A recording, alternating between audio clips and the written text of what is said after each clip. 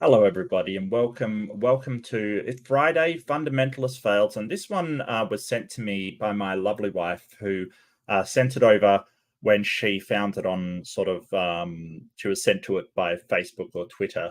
And I'm generally not on social media. I don't follow social media a lot, but this one made me pretty angry. This one is terrible. So I sort of did up a quick banner that I'm going to put up, just basically saying that we don't support hate speech here. I do not support this in any way, but I think it's important that we call out people like this, especially because this is in my home country, and so I think that this is it's really hard to do, but we've got to look at these people and go, okay, let's tear down their arguments. Let's find out where they're wrong. I'll try to watch as much of this person as I can, but it's pretty bad. It is pretty bad. So I'll be sort of putting the warning up upon occasion. I'm not going to leave it up, but certainly if you are in a bad place and you're not feeling great, this might be one to miss because he is you know what I kind of it's kind of funny because he's not a very good preacher. He's not a very stable preacher, but he certainly has a style that I could only describe as meathead, which is just sort of, in a way it is kind of funny, but in a way it's kind of sad that of what he's doing, and you'll sort of see that. And hello to everybody. Hi Per Astra. Hi Marty and Hill Hugger. It's really good to see you. Yeah, so before I get started, I believe I've got a debate coming up on Saturday, so it's going to be really good to get back into the ring. That's going to be Is Islam True? So it seems like I'm doing Islamic debates a lot against Muslim apologist and Hussein over on Modern Day Debate. And I might drop a link in the chat for everybody. I realize that some people don't like Modern Day Debate. That's fine. I'll upload it as soon as I can. But that should be a really interesting debate coming up. I hope everybody's doing well. I hope you're in a good place. Yeah, I really questioned whether I want to do this one. My wife was incredibly outraged. I was incredibly outraged, and I guess part of doing these things is to get cathartic about the things that I've seen and get it out of my system. Sort of, show these people for who they are. But this guy has a certain what he's doing has a certain style that makes me very, very irritated. I don't think that um, I don't think that this stuff should be allowed anywhere, really. Like it is absolutely horrible. And but it's kind of he is being sort of derided all across Australia. He's kind of, the hate preacher is what he's sort of known as. So he is getting a lot of pushback, a lot of pushback. But some of the stuff he says is so incredibly dumb. I couldn't leave it alone. So yeah, I guess sorry if you are in a bad place. I'm so sorry. I hope you're getting better. And you know, I think that yeah, yeah, I thank you, Marty. I really appreciate it, mate. I really do. Because you wonder how much sort of air you're giving these people, but calling it out is important as well. But it's not enough to call it out. I think that you have to show why it's wrong. It's not enough to just yell incoherently. You've got to be rational and go, why is this person wrong? What arguments that you're making that are not rational? Why he's irrational? And I think that's really important.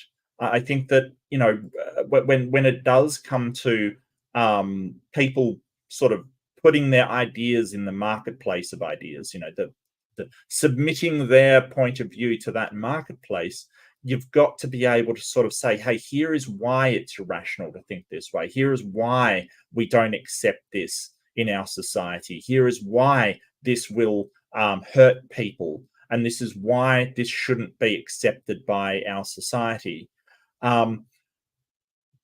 Free speech. When does free speech become hate speech?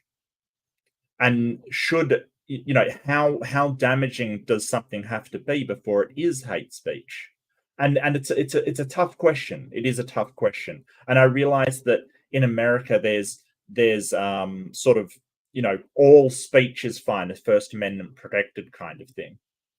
And I kind of do get on board with that, but at the same time, um, you can't just say anything.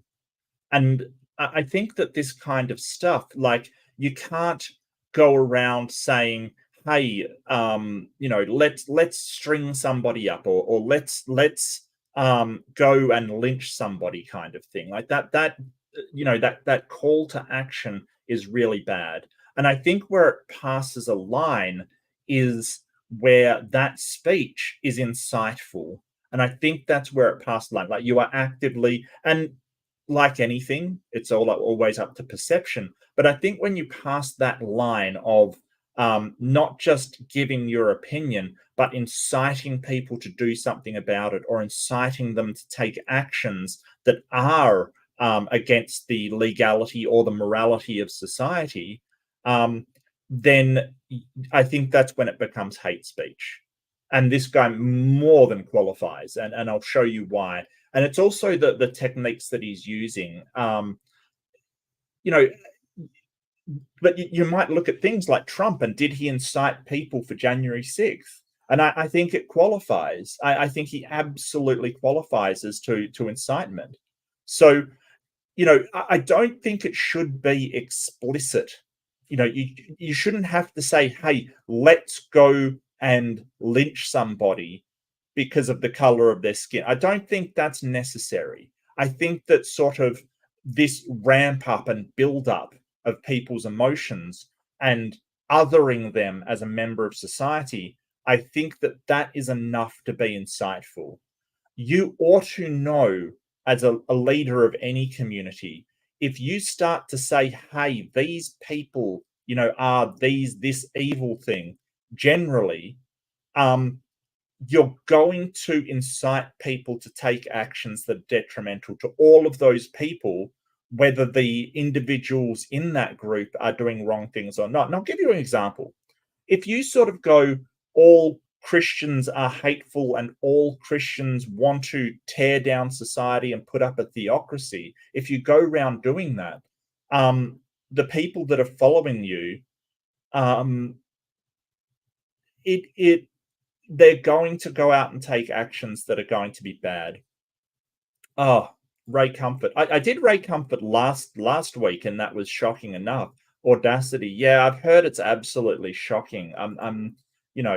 But this is sort of the tangent that they're on. And I thought we had gotten over this hurdle of sort of LGBTQI rights being rights like everybody else's rights, being treated the same as everybody else.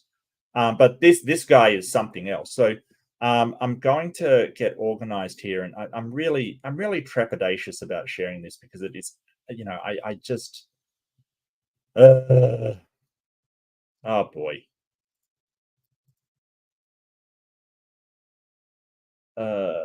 There we go. Okay. So I'm going to watch this. I'm going to stop it. But before we do start this again, I want to just reiterate that this subject matter contains hate speech or bigotry. I do not support the creator of this subject matter. I both condemn and denounce such speech. Absolutely denounce this. And I'm only showing it for educational purposes of what some people in our society have to put up with on a day-to-day basis. So please keep that in mind. I do not support this in any way, shape, or form. Quite the opposite, in fact. Oh, that was great.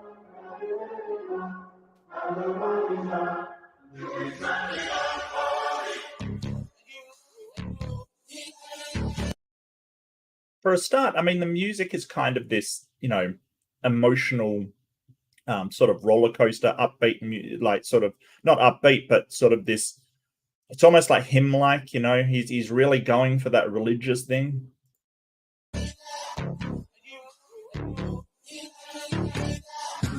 Welcome to the era of unholy love. Self-love is a spiritual sacrament of our time. Gender expression is a religious ritual of our culture. And Mardi Gras is a state-funded holy pilgrimage. Mardi Gras, gay Mardi Gras in Sydney is a huge thing, and this guy's from Sydney. No, Robin, you're fine. You're absolutely fine, darling. Don't worry about it. It's all good. I'm glad that you're around. He's trying to sort of say, hey, this is a state-funded holy day. No, it's not. Like, we are simply acknowledging a segment of the community. That's it. Like, stop. Like, I don't know how you are sort of saying that Mardi Gras and Pride is a state-funded religious holiday. Like, it is so baffling. But, you know, this guy. Welcome to the progressive cult of secularism. The progressive cult of secularism. Okay, so, oh boy, where do I start? You are confused, sir. You are confused. Because secular means religion independent, right? It doesn't mean, it's sort of like this whole idea of atheism is a religion. No, atheism is a lack of religion. Depending on how you're defining it, it may mean sort of anti-theist to some people. That's fine. I get you. That's fine. But there is in no way, shape, or form a religious content to secularism. I mean, oh boy, that's like saying, you know, there's the sexuality of abstinence. You know, like, it is so silly. It is so silly. Like, you are pointing to something that says, hey, this thing, secular things are religion independent. So it doesn't matter what religion you are, or none at all, to be secular. That's what it means. It means that the government is not religious. It is secular. It is a secular authority. It is independent of religion. That is not a religion in and of itself. Who do secularists, who do they worship? What are their tenets? What is their doctrine? All of these things are necessary to have a religion. Even if you subscribe to a secular religion, right? If you, like, just say you secular humanism, you categorize that as a religion, you should at least have tenets, things that you ought to do and have to do to be part of that religion, and doctrine, which is a sort of overview of the history and the meaning of that religion. Like, there's no way secularism would in any way count as a religion, even if you loosen that religion to include secular religions. There's no possible way. Where Christianity is blasphemy, the Bible is sacrilegious, and not celebrating sexual perversion is the unforgivable sin. No one is saying that Christianity is blasphemy. No one's saying that. Like I said, we don't say all Christians are terrible like this guy. What is terrible is bigotry, not Christianity. But your Christianity comes with bigotry. That is basically what the problem is. It's not Christianity. It's the bigotry inherent in Christianity. The Christian sects and denominations that have dropped that bigotry and lived in equality with the rest of us are fine. But we've decided that you cannot use a fake authority, an authority that's invisible and intangible and no one can see, as your authority to demean and degrade and oppress others. You can't do that anymore. That time is over, and we will not allow it, because it is damaging to people, it's damaging to society, and it's damaging to everybody concerned, including yourself. Pride is the most celebrated virtue, and kids are nothing but the sex experiment of our time. The only people that think that person in drag dancing with kids is sexual is people like this. Nobody else sees it. Nobody else sees that at all, right? So the only people that look at, say, drag story time and go, oh, that's them sexual. No, they're not. They're not. The whole point is these people are in our society. We may as well tell kids about them so they're not shocked when they grow up and find out they're everywhere. Like, it is just part of our society. You don't like it. So what? So what? Who cares? That doesn't mean that it's a sexual thing. It's left-handed Jedi. Thank you so much. Yeah, interrupt me mid-rant. I need to cool down after that. You're absolutely right. Thank you so much. Well, it's kind of, yeah, Rob and I agree with you. And left-handed Jedi gave out 5 readerships and hit Al Trucker. Good shot. Mark Stoney, Chris Peacock, Art Jur, Hannah Anderson. Wow. Yeah, hit. Winner, chicken dinner. Yeah, and I do want to give a big, actually, now that I'm looking at the emotes, I want to give a big shout out to my wife for sending this to me, because it's like, yeah, awesome. Oh, we do have a new emoji. It's a WTF emoji, with my good face palm. So yeah, if you so enjoy the WTF. Oh, thank you so much. No, I really appreciate it. I really appreciate it, Jedi. I really do. But this is the whole idea that why should we listen to you about what is right and wrong in society? At the moment, we're basing it upon the harms that we can see it doing or the good we can see it doing. And so nobody has the right to go to a Christian church and say, hey, I don't like your beliefs, right? Your beliefs are terrible. You have to stop practicing Christianity. Nobody is saying that. What we're saying is, hey, this bigotry is harmful, and we can show the harm. We can show how it affects people in a very negative way.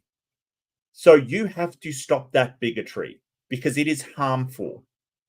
But you're trying to equate that with people who are not doing anything to kids, simply reading stories to them because they are members of the community. And those people in the community exist. Nobody is sexualizing that situation except for these fuckers. They're the only people that think sexual thoughts when seeing that. It's ridiculous. Grooming children under the disguise of education. Butchering kids' body parts under the name of love, tolerance, and diversity. Yeah, so butchering kids' body parts. Like, it's not us doing circumcision. Seriously. No kids are getting surgery. Gender-affirming care only starts from a certain age, and that age is appropriately designated by medical professionals, not some meathead on the internet who's riding the God bus.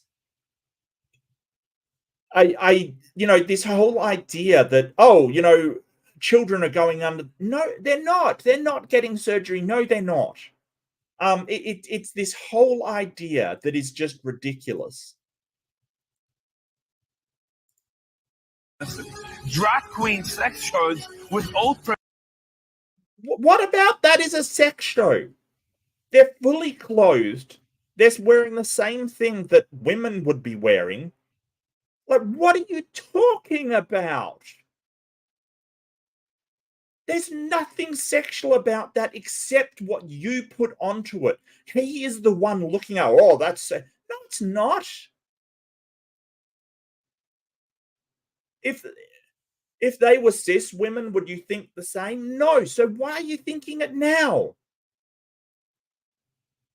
I hate to break it to you, but as soon as a man puts on a dress or a woman puts on overalls, it doesn't make it a sexual act. You idiot. Like, I don't. It's so silly. But the problem is that morons like this don't understand the difference between drag queens, trans people, and, sort of sex kinks where it's cross-dressing. They think as soon as somebody cross-dresses or, puts on a different outfit that is not assigned to them for some reason by society to that gender, suddenly it's sexual. It's not, you moron. But he doesn't understand the difference between those things. He doesn't understand the difference between trans people, sexual cross-dressing, and drag shows. He thinks they're all the same thing and they're all sexual. Get out of here, man. Like, seriously? You idiot. Perverted men robbing the innocence of our children, all for the sake of love, all under the name of love, because love is love. But what is love? What is real love? What is love? Don't hurt me. Like, seriously, dude, what is love?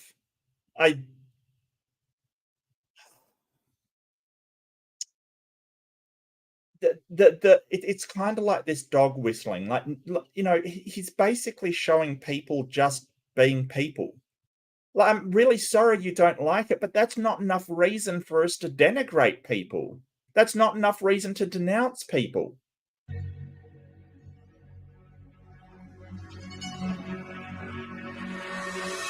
Love is not love. God is love. Love does not equal love. The cross equals love. Love is...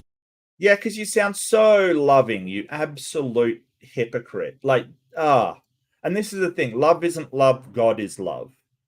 No. Love is literally love. That's a tautology, which are always true. Love is literally love. Like,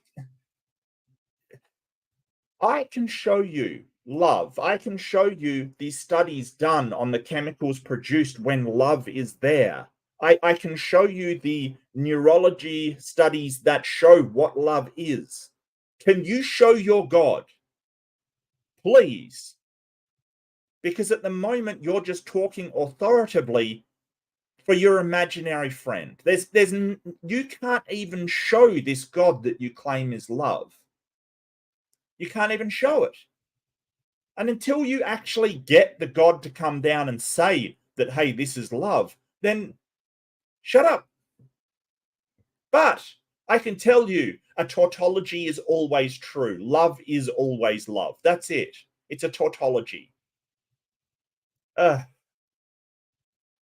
I think the whole idea of love is basically the idea behind it. And the reason why people say it is because it's basically, well, you love, the opposite sex. That's fine. No one's trying to take that away from you. But you do not have the right to declare that some people of the same sex who love each other, well, that isn't real love. That isn't the correct love. That isn't love. That's something different. You don't have the right to say that. You don't. How do you know? And if studies show the same chemicals light up in our brain when we find love with somebody of the same sex, what are you talking about? Why are you even qualified to talk about this? Because you're a pastor? You're an idiot. It's not expressing yourself. Love is dying to yourself. Love is not self-love. Love is self-sacrifice. Love is not sexual attraction. Love is self-denial. Love is not a... Nobody's claiming that love is sexual attraction. Oh my God, this guy is just an idiot. Nobody's saying that love and sexual attraction are the same thing. Lots of people are sexually attracted. They don't love that person. Love is a social bond, probably of the highest order in our society. It is the the social bond that ties us to people very strongly. So we may have platonic love. We love our friends. We love, certain things in our life. We love each other. We love our partner. And, it's not like there's only one type of love. You can have platonic love. You can have this different kind of, but nobody will sort of say, hey, love is sexual attraction. Nobody says that. So that's a straw man. You can have love without sexual attraction. You can have sexual attraction without love. Now, the fact that we express our love through sexual ways, and usually we are sexually attracted to the people that we love in that way, that doesn't make one the other. I'm sorry, it just doesn't. Oh boy. And this guy seems so repressed, like just so repressed. Oh, anything that I don't like is sinful and horrible. Yeah, just fuck off. Like, seriously, what are you talking about?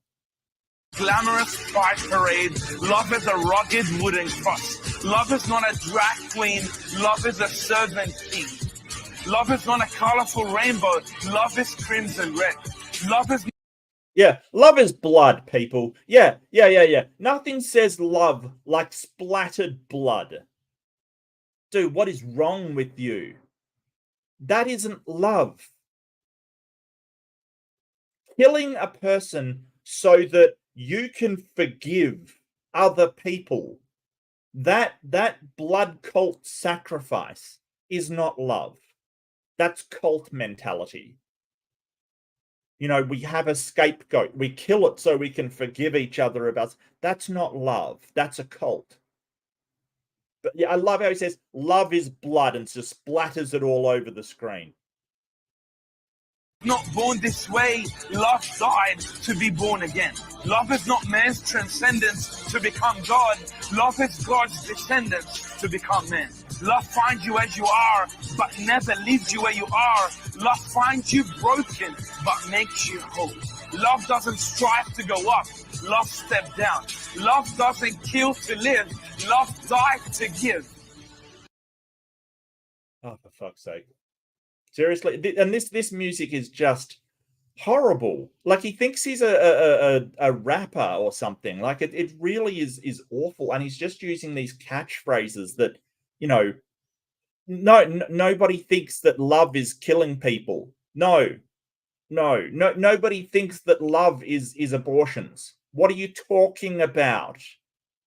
Like, this is the straw man that he's setting up. He's just making dog whistles.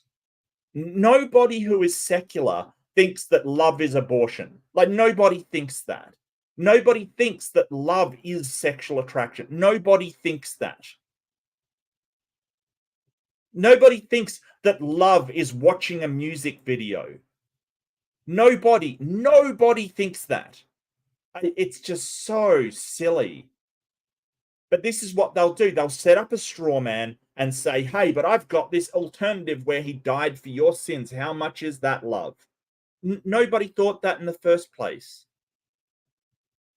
Love is caring for people, treating them gently, being kind to people, being generous, being accepting, being love is caring about your fellow human, which you're not doing.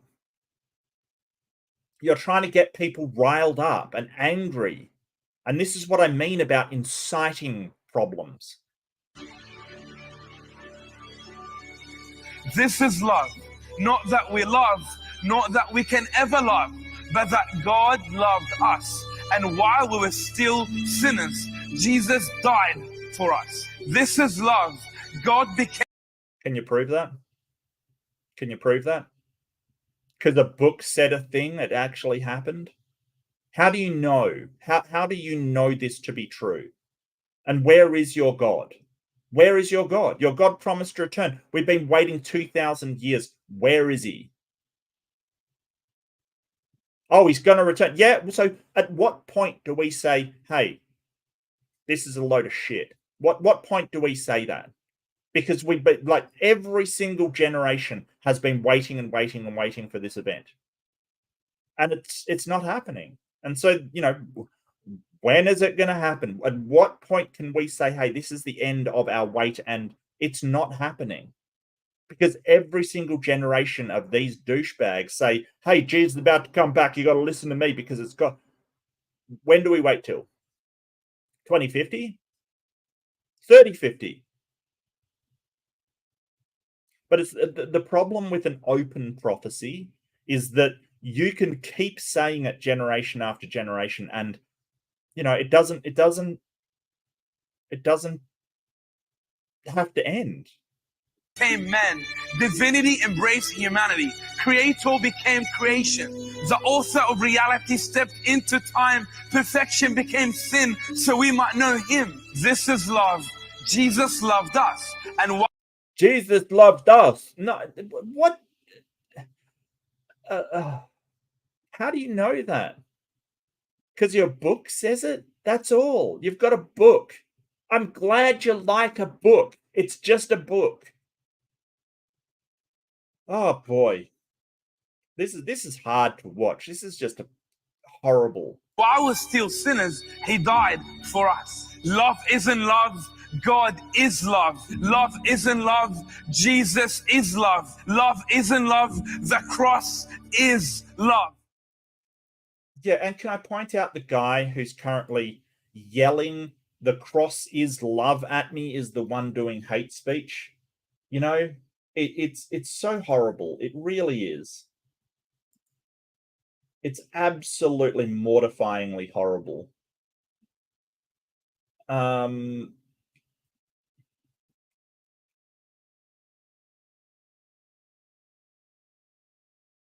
Yeah, and sort of that's not the only one I've got from this absolute meathead of a preacher.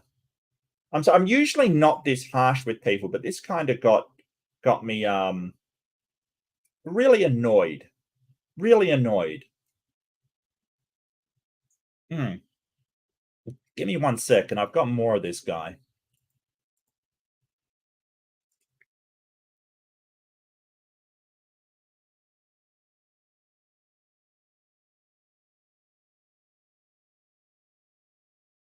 So this is the kind of stuff going around Twitter, unfortunately. Oh, sorry, X now it is. Hey, hello.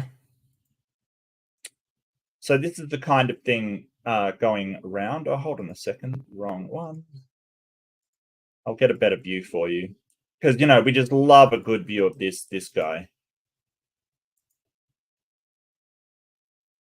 Gospel and the LGBTQ sex religion. So this is his main thrust. He's basically saying that LGBTQI, instead of sort of a acknowledgement of minority groups due to their sexual preference or their gender identity or just their sexual identity within our in our country, that it's a religion. And this is one of the dumbest things. This is even dumber than Hovine's evolution is a religion stuff. Like, you have to be working pretty hard to get to dumber than Kent Hovind. But this absolute meathead got there. That the LGBTQI is a sex religion. I don't know of a dumber sentiment I've ever heard in my entire life. Someone's sexual identity is not a religion. It's not. You're not like in the straight religion because atheists are straight. There's other straight people who are Muslim. Your sexual identity is not a freaking religion. Who do the LGBTQI worship, please? Who do they worship? What are their tenets? What's their doctrine? They don't have one. That's the whole point. Like, we can say, hey, the Christians, they worship Jesus. What are their tenets? Their tenets are things like, love thy neighbor, avoid sin, repentance. You can point out their tenets. What's their doctrine? Their doctrine is the Bible, which tells the story of Jesus Christ, and the Old Testament, which tells the story of the fathers of the Jewish religion. We can point out very easily those things in a religion. Islam. Who do they worship? Through Muhammad, their prophet, they worship Allah. What's their tenets? Their tenets is the 7 pillars, things like submit to God, only eat clean meat, all of this kind of stuff, all their tenets. And what's their doctrine? Their doctrine is the Quran, which is an account of Muhammad's life, etc. We can't do this with these other things you keep pointing to. Like, we can, even the more modern religions, it's sort of like Scientology, for instance. Who do they worship? Through L. Ron Hubbard, they worship the sort of spirits of, it gets a bit weird with Scientology, but they worship alien spirits that reside in us, kind of thing. The tenets, are sort of protect the people for the return to the stars or whatever the hell they do. I'm not so sure on Scientology. They're very secretive, but and what's their doctrine? Their doctrine is they've got like core books of Scientology, like L. Ron Hubbard's, right? We have these things for all religions. Okay, even if you want to say secular religions, there's secular religions like secular humanism. I don't think it's a religion, but who do they worship? They kind of worship humanity. What's their tenets? Their tenets are things like treat everybody well, equality, equality. They have tenets. They do have tenets, and their doctrine, you can say, hey, the secular manifestos 1, 2, and 3. Okay, so you've got a basis for calling that a religion. I get that, right? It's a secular religion. I think that worship is a bit strong. I don't think it falls into religion. But you can't do that with things like science or your sexuality. You idiot. It's not a religion. Oh, boy. And I know this because there are Christians who are gay. There are Christians who are trans. There are Christians who, you can't just say, hey, it's a religion. Stop calling everything a damn religion. We have a clear definition for what's a religion. And this is not it. Like, sort of pointing at somebody and saying, hey, they're sexually attracted towards other men. For instance, if it was me, that's their religion. No, sexuality is just one facet of your life. And don't get me wrong, it is an important facet of your life. But it doesn't define you as a person. It's like saying your work is a religion. No, it's not. The work is a very important part of your life. Don't get me wrong, but it is just one facet of your life. Just like your sexual attractions. Like, it doesn't make it a religion. And yes, some people are really into sex. It doesn't mean they're religious. It's so stupid. Stop calling everything religions, please. They're the total opposite. That's why this will be the biggest point of religious tension. It will be the biggest point of persecution to the church. It'd be the biggest point of persecution. No, it's not the biggest point of persecution. What are you talking about? Thank you so much, Missing Mod. It's really good to see you. Sorry, I was mid-rant there. I was mid-rant and didn't sort of pay attention. But it's so good to see you. I hope you're doing well. I'll talk to you soon. I'm sure I will.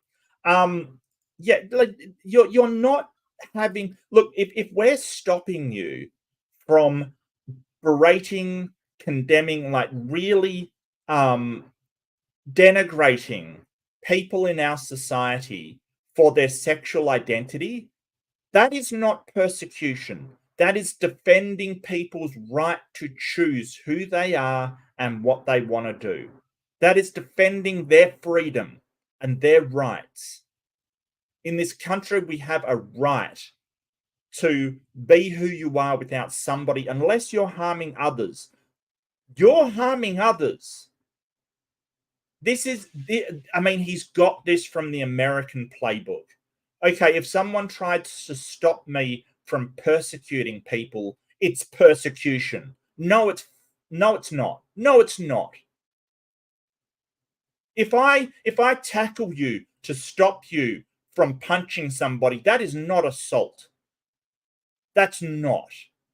If you're attacking someone and I stop you, that is not assault. That is protecting somebody else. Next few years. We are so different. Whatever we believe, the LGBTQ sex religion believes the opposite. Whatever they believe. No, that's not true, because there's Christian gay people. What are you talking about? You're talking about, like, you know, there's core tenets for gay people that they have to follow, that you have to put a rainbow flag up or you're not a gay person. No, that's not true. This isn't a religion. You don't have to go to, you know, the nightclub on Sunday or else you're a bad gay. That isn't what's happening here. What are you talking about? There's no tenets for being gay. You don't have to do anything. All it is that you're sexually attracted to the same sex. That's it. That is it. There is no other things that you have to believe or don't have to believe. Because it's not a religion. Moron. And it's not a sex religion. They don't worship sex. Oh, boy. It's like we are the total opposite. But like we are so different. Catch this. So the LGBTQ is about self-expression. The gospel is about self-denial. Self-denial. So I think he's trying to sort of equate self with sort of sexuality. Like, you deny your sexuality as a Christian. Well, no, you don't really deny it. You put it into a really repressive sort of, you know, system where you only have that sexual attraction towards your wife. But we all see how that fails. Like, there's no Christian sect that doesn't have people cheating. Like, cheating and sort of, you know, having sex outside of marriage isn't like this secular problem that you know, the Christians don't suffer from. Get out of here, man. Who do you think you're fooling?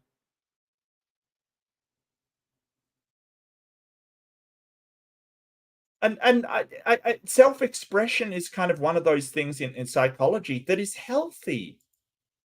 Like, he's basically saying, hey, repress who you are. That's healthy. No, it's not. And we know it's not healthy. And we can show it's not healthy.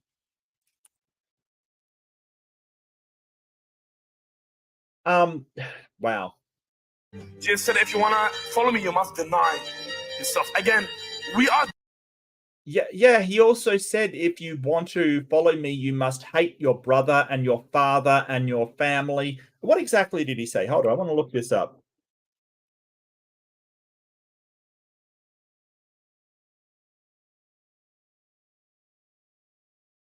If anyone comes to me, this is Luke 14:26. If anyone comes to me and does not hate his own father, mother, wife, children, brothers, and sisters, and yes, even his own life, he cannot be my disciple. He also said that. Funny that. But this is, you know, the guy saying Christ is love, but hate everybody.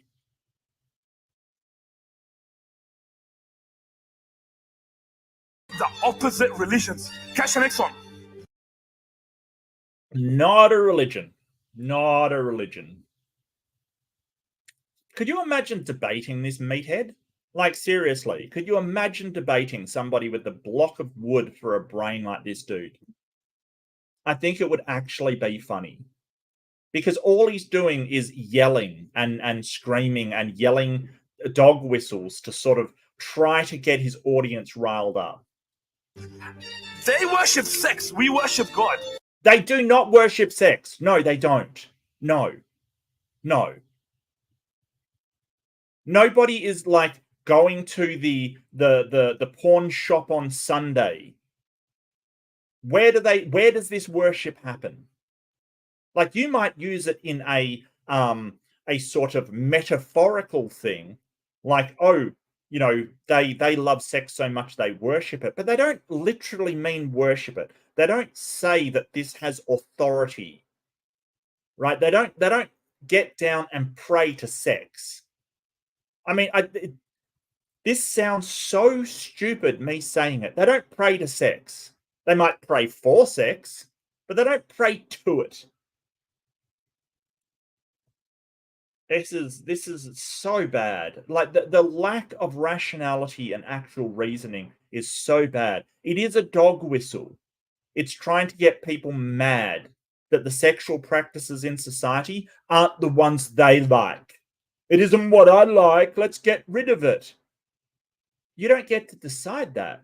You have to show that those practices are actually harmful, and you haven't done that. Just saying, hey, it's another religion, they worship sex. No, they don't. No serious person is saying that besides you Muppets. They are men becoming God. We believe that God became man. No. A tenet of the LGBTQI movement is not, hey, we're going to become gods. That isn't what anybody's doing. This whole idea of, oh, well, we're going to make man the authority. No, we're not making man the authority. We're just trying to create systems that work for people instead of working for religions. That's all. That's it.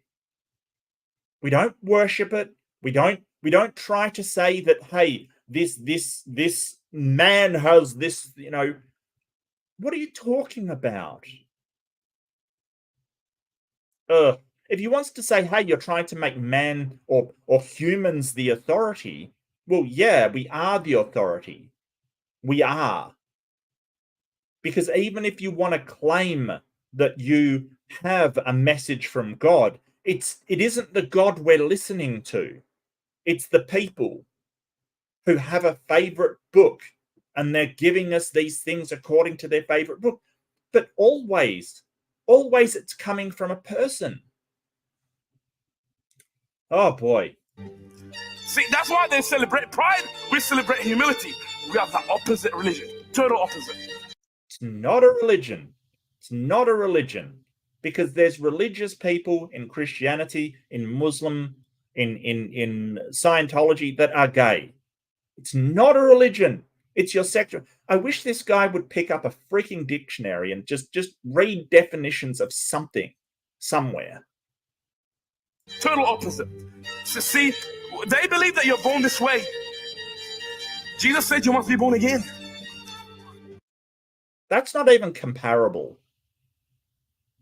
That's not even comparable. And you are born that way. I mean, that's what the science seems to suggest, that your neurology dictates sort of your sexual attraction. And, the way that they're studying trans people, that they might actually have neurologically, they're hardwired for the opposite gender.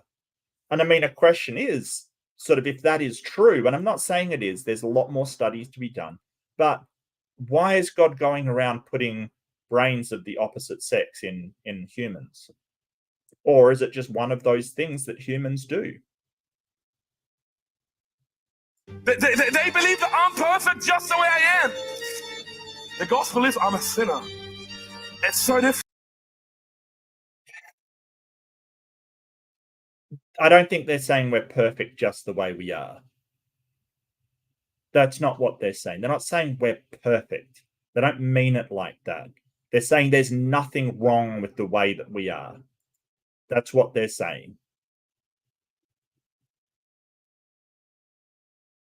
Yeah, that always makes me laugh when they say it's unnatural, and I'm like, oh, well, why aren't you protesting against gay dolphins or gay lions or gay penguins? Where's your outrage for that one?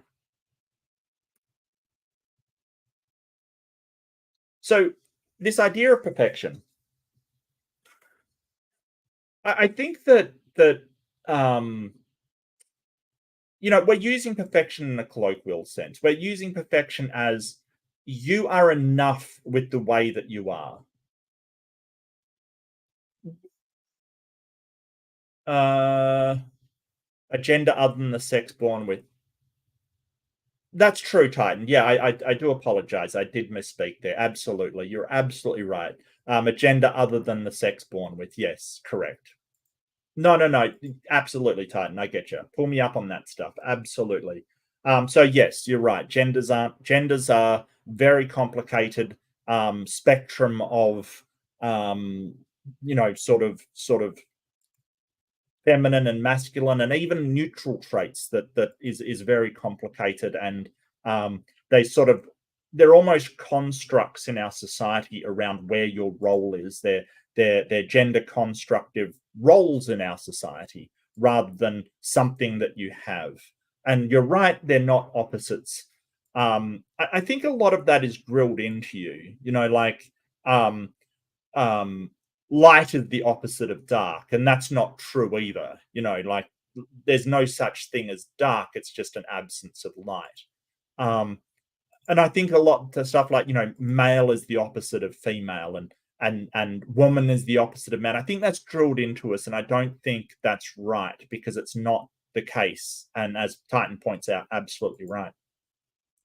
But the whole idea that LGBTQI is the opposite of Christianity is just ridiculous. And yeah, they're so different. One's a religion and one's not a religion. One's just a sexual identity. Of course they're different. You're making a category error. They're not even in the same category. It's like comparing apples and oranges and going, well, they're so different. Well, of course they're frigging different.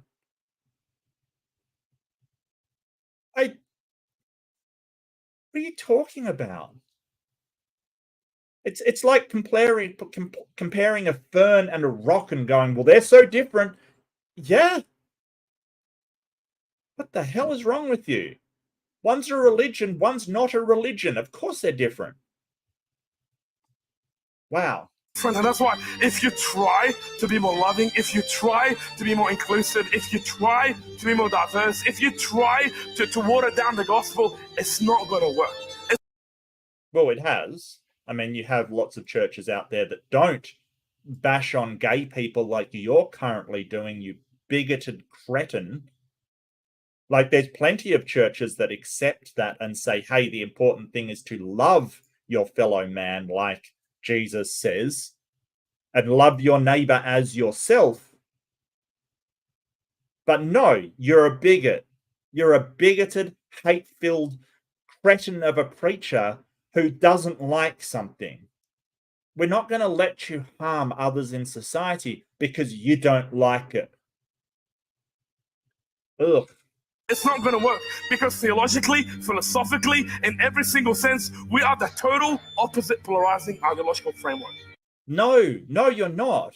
Because one's not an ideological framework. I mean, you can sort of say that the LGBTQI movement may have an ideological framework, but that framework is not the opposite of Christianity. It's basically, hey, we want equality. We want to be treated the same as everybody else.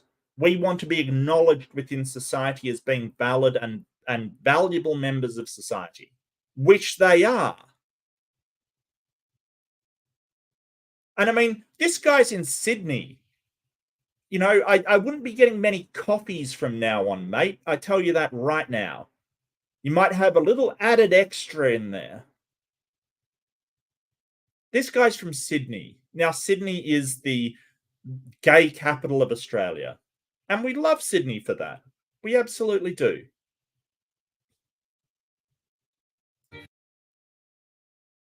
Yeah, so that's this guy being an absolute trash bag, but it's kind of annoying because of the music he uses. Look, LGBTQI movement and Christianity are not opposites in any way, shape, or form. Now, you may find conflicting ideas within certain parts of Christianity and in certain parts of LGBTQI ideology. Sure. That doesn't make them incompatible. There are people who are both Christians and in the LGBTQI movement.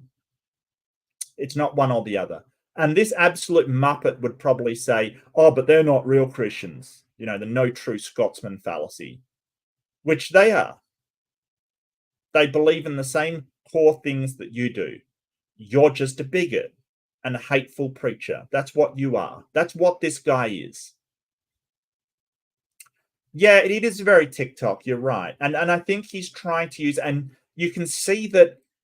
So my problem with these preachers is that they don't actually give any valid reasoning as to why these things are so bad. What they will do is they will dog whistle, like, oh, they worship sex. Like, he's trying to inflame the audience that you don't like their sexual practices. You find them icky. That's fine.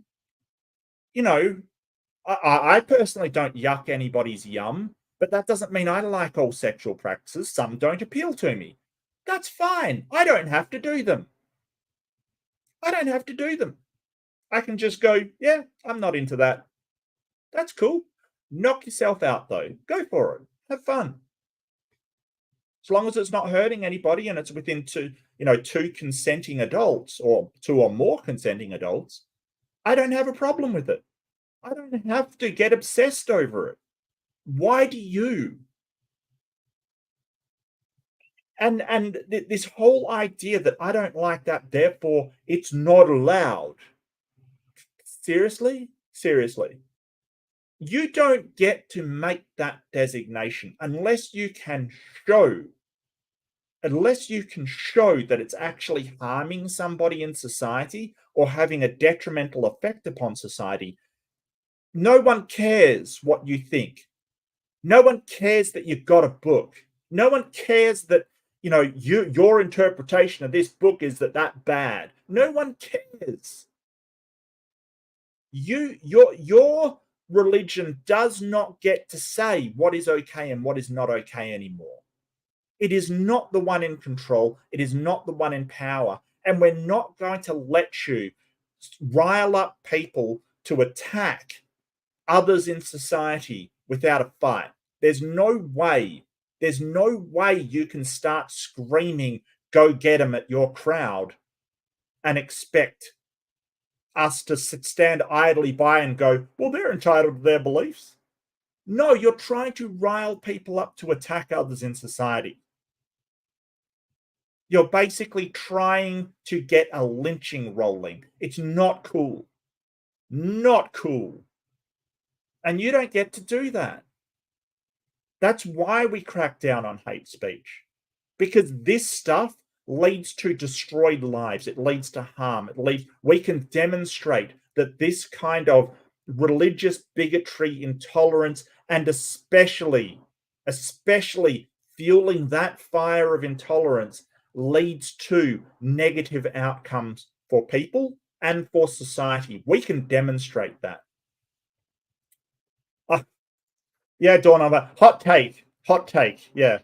Yeah, DKH. I know it's a hot take, mate, but now I'm going to put up. Yeah, and here's the funny thing, and I want to show this, and this is sort of taken from his YouTube channel. I'll watch a bit of this. I don't want to watch too much of this. It starts to get me real mad, and the guy is not, he's not very watchable. So do notice the name of their church. Yep. So Einstein here is in literally an echo chamber. I'm not even joking. Like, you can't make this crap up. The lack of self-awareness to basically say, hey, this is my echo chamber, and name your church Echo Church.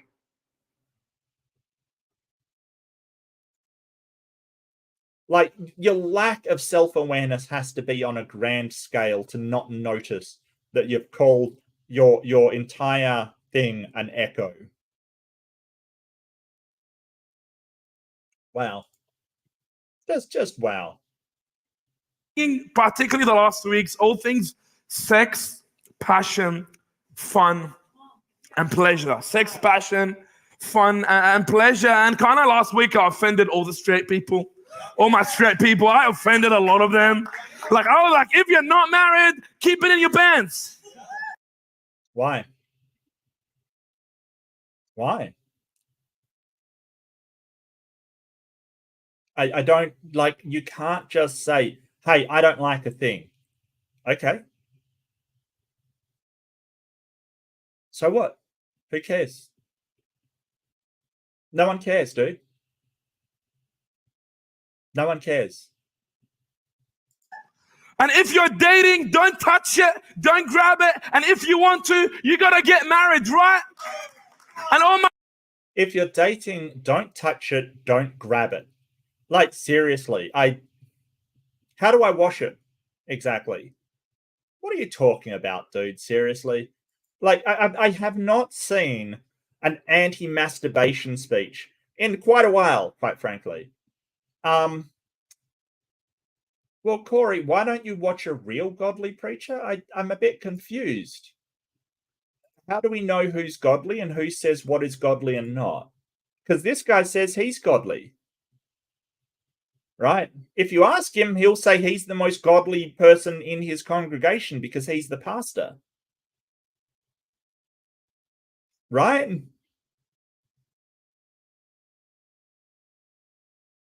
So why do you get to choose who's godly and who's not? What if God does support this? How do you know? How do you know God doesn't support this? How do you know?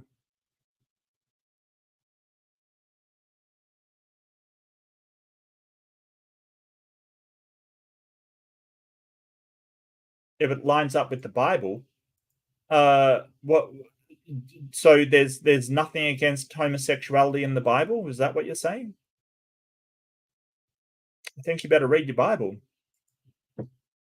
Sad as it is to say, you can find passages in the Bible that condemns homosexuality. Really sorry to break it to you, Corey, but that's pretty bad. And this is the guy's interpretation. We've got no God to tell us whether this is the correct interpretation or not. No, nobody's out there saying whether this is the correct interpretation or not. Who's the authority that says? Nobody. Nobody.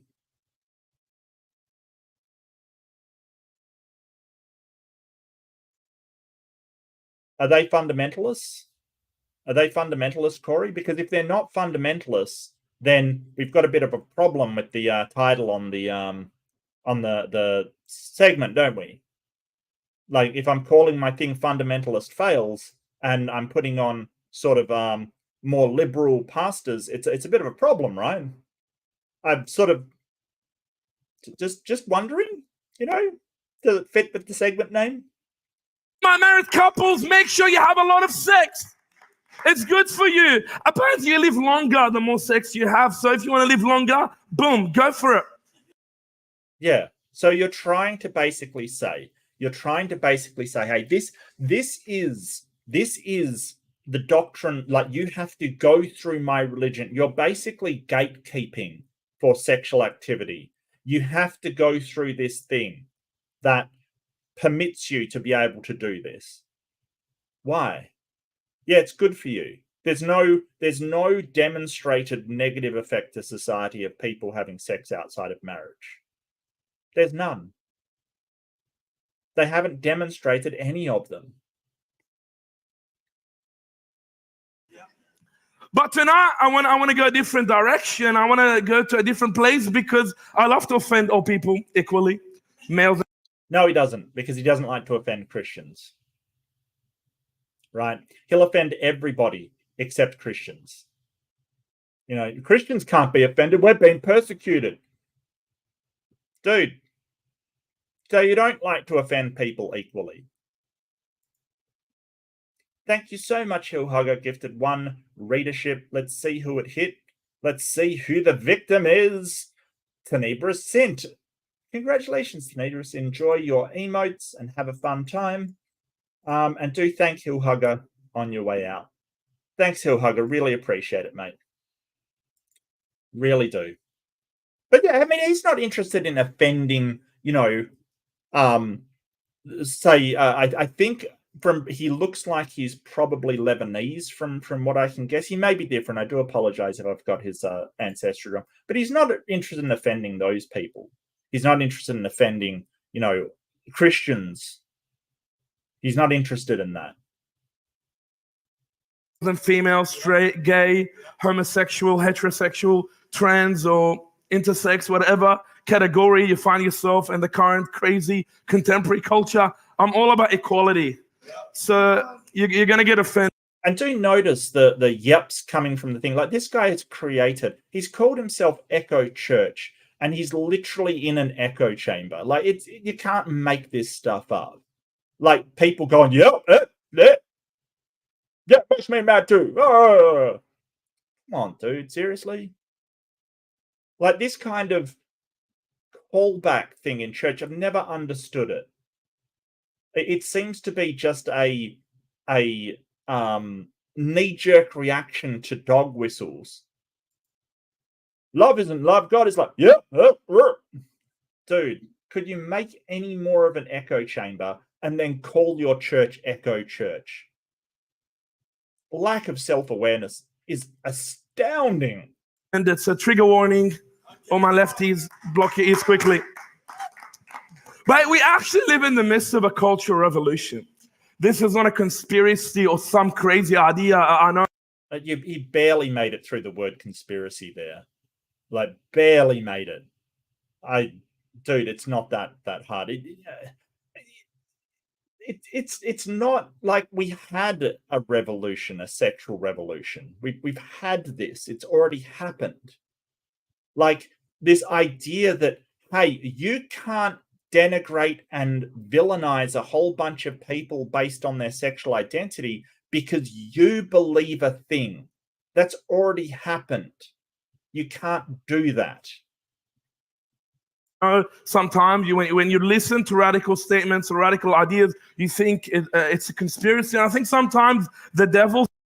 Yeah, so it's not a like, for us to say, hey, gay people should be treated equally in our society as valued members of that society, and their rights should be protected, is not a radical idea. It's not.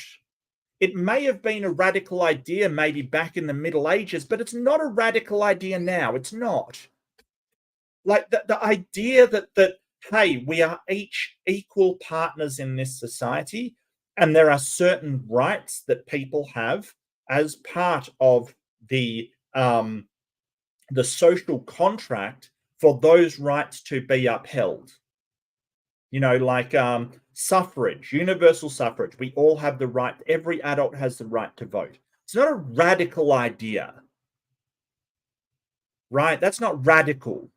That's a normal idea within our society. The idea that gay people they're completely valuable and we should treat them equally as any member of society. That is not a radical idea. It's not. But this guy loves to frame things like this. LGBTQ is a religion. No, it's not. Get out of here. Equality is radical. No, it's not. Like, come on, dude. Seriously. His goal is to make something so radical in order to make you think it's not real, it's not true. It's actually a manipulation technique that you create something so radical. Really? So it's the devil. The devil is making Christianity radical. I don't know what that means. Like, I don't even know where to begin to try and pass down the information. Can you show any evidence of this? You're making big claims and I mean, why do I even have to, like, a supernatural being that is interested in harming people is somehow working towards convincing people to make. Do you have any evidence to demonstrate this claim? Any evidence at all? Or is it, again, your book says a thing? Oh, come on, dude. radical. It looks radical. It's crazy. And it's designed so that because you think it's not true, but when it happens, you still think it's not true, even though it's in front of you. That's why radicalism. Yeah. What are you talking about?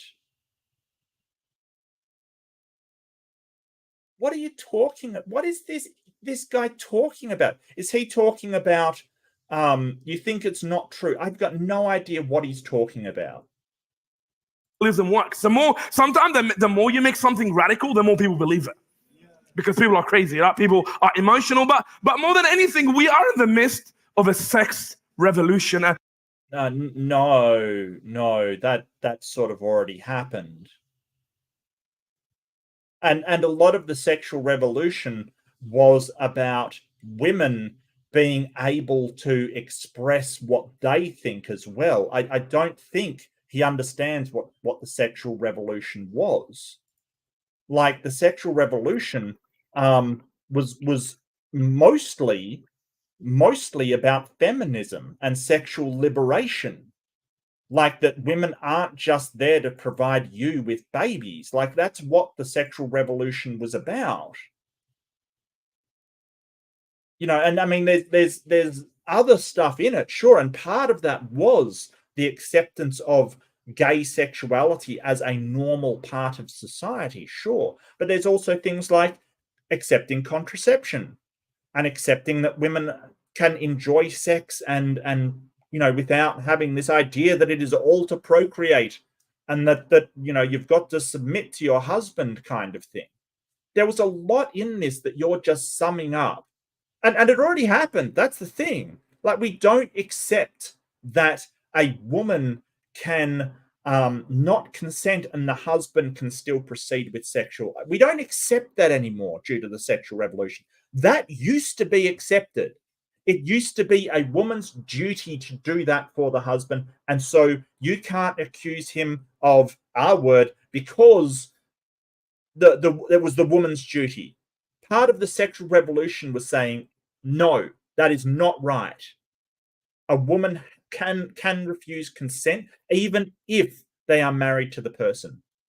Under no circumstance can a woman be not allowed to refuse consent. There is no circumstance where that can happen. The sexual revolution was not about let's all be gay. That's not what it was about. It was about a whole load of things. Part of it was sort of, you know, accepting of pornography, accepting of certain sexual acts that were deemed, you know, improper in the past, you know, like BDSM and all of that kind of stuff that, hey, I don't get into. But if people want to do it and they're consenting adults, go for it. That's part of the sexual revolution. So this idea that we're now in a sexual... No, I think he's in a sexual revolution. I think he's questioning his sexuality and projecting that onto the world. Damn. A gay revolution, a homosexual revolution, an LGBTQ. It's not. That happened with Stonewall like ages ago. I mean, that was... Seriously, that was like, what? It's the 20s now, 70s? That was like over 50 years ago, half a century ago, that happened. Like, this guy's, I don't know what year he's living in. What year is it? A, B, C, D, E, F, G, H, I, J, all the alphabet community soup. We are in the midst of a gender bender, gender blender, a man, a woman.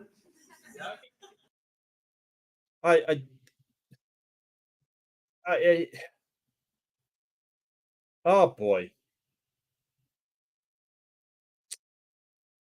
I think sort of trivializing with these dog whistles and catchphrases and stuff, it's really trivializing what's happening, like really trivializing what's happening.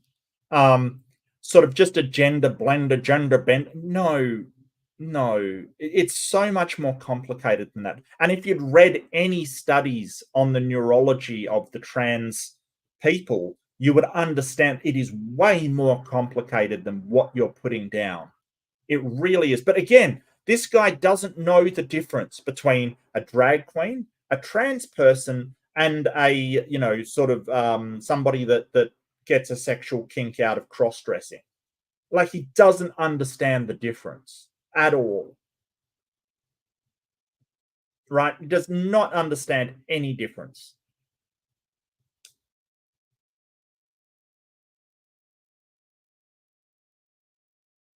Really? Yeah, he seems just so ridiculous. Revolution.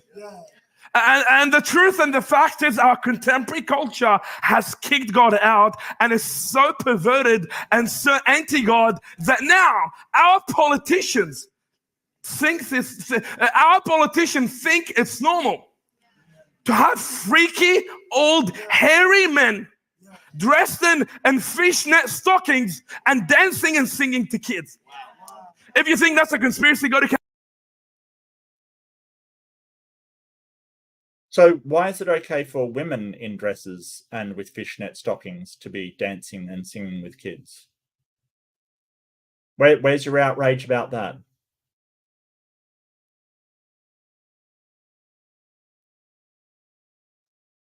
Why is that suddenly sexual? Why is a man, or what you see as a man, a cis man who's dressed in the gender identity of a woman, suddenly sexual? Like, you've got to separate gender from sexuality. You've got to separate it. You really have to. And this pastor is not educated enough to understand the difference between gender and sexuality. He's not.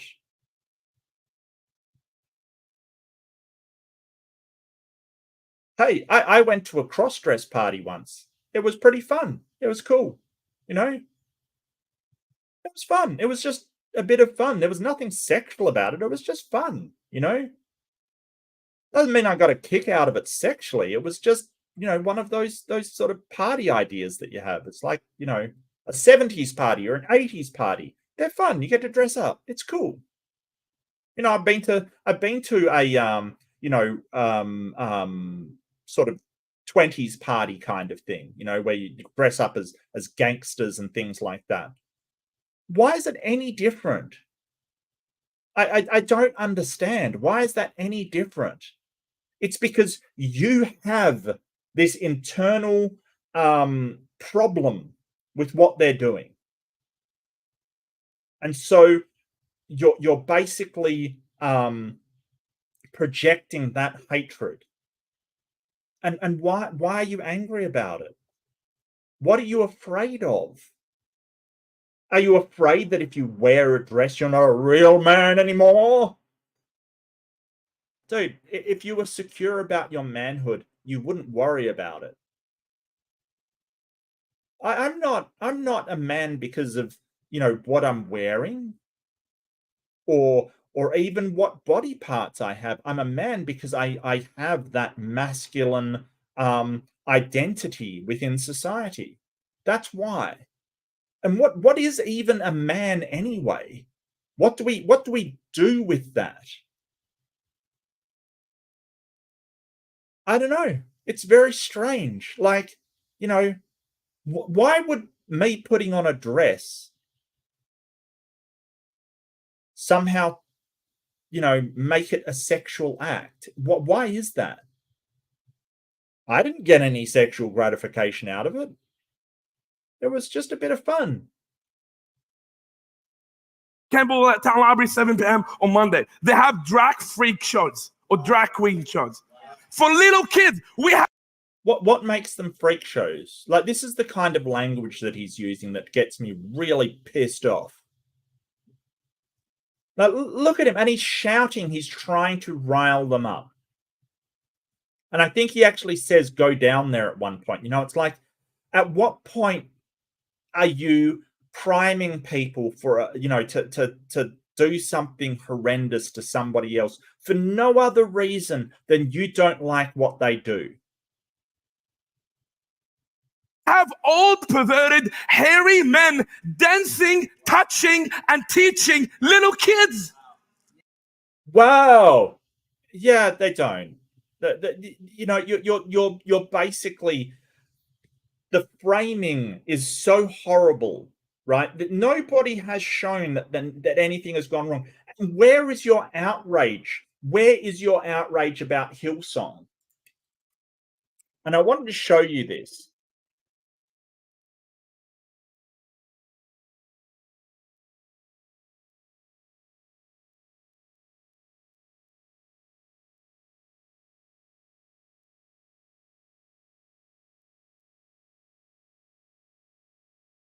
Um, so stop.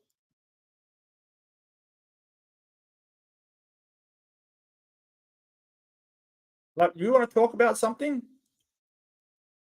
This guy is the founder of Hillsong Church, probably the biggest evangelical church in Australia. And he stepped down because he covered up child SA.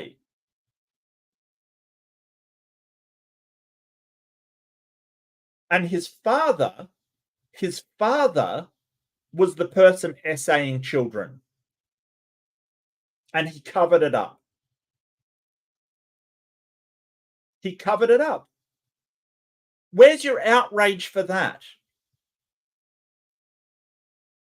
Where is your outrage there? Where is your outrage about the, you cannot point to one of these where somebody has been hurt by it, where a child has been, hurt by it. But no, you point it out. But where's your outrage about Hillsong? Where's your outrage about that? It's not there. Doesn't have to be there. No, that's a Christian. That we don't pay attention to what Christians are doing. No, I get you, Mark. No, Mark. I'm not lumping all Christians into the same bucket as this meathead. I really am not. I'm not. That's why I wouldn't go out and go, oh, all Christians are fighting a war and they're all bad. No, they're not all bad. I point out that there are gay Christians, that there are straight Christians, and there are Christians that love everybody. That's fine. We can, us atheists and secular system, we can all work with that. We don't have to have exact moral parallels in order to live together. We can just say, hey, as long as you're not causing anybody harm, you're free to do, you worship your God, that's fine. But if you are causing harm, then we got a problem. Then we got a real problem. Because if you want to harm gay people because you don't like it, then we've got a problem. Because those people have done nothing to you. And you don't get to point to a book and say, hey, that book says that I'm allowed to harm them. I don't care what your book says. You're not allowed to harm them. And this is what our culture calls inclusivity, diversity, and love. Old. Yes, it is inclusivity. Yes, it's including everybody in the social contract. It's including everybody in society. It's acknowledging that, some IT person that's gay has just as much to offer society as a straight IT person. That if you're a performer that is gay and doing drag show, you have just as much to offer as a straight person doing the same. I know you don't like that, but that is inclusivity. And that's what they call it. Yeah. Freaky men, old perverted men, old hairy men with big fake boobs.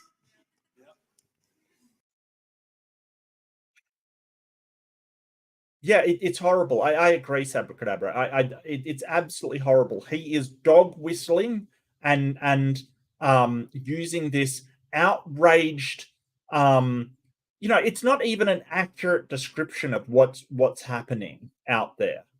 It's funny because the videos that he showed in his other clip, they were wearing like full length dresses. It's not like they're even wearing crop tops and a mini skirt. They're wearing full length dresses. Like it's really weird. It's very, very strange. And look, Corey, I I want to say, yeah, I get what you're saying. I get what you're saying, but the whole purpose of this is to point out how damaging religion can be when people like this use it.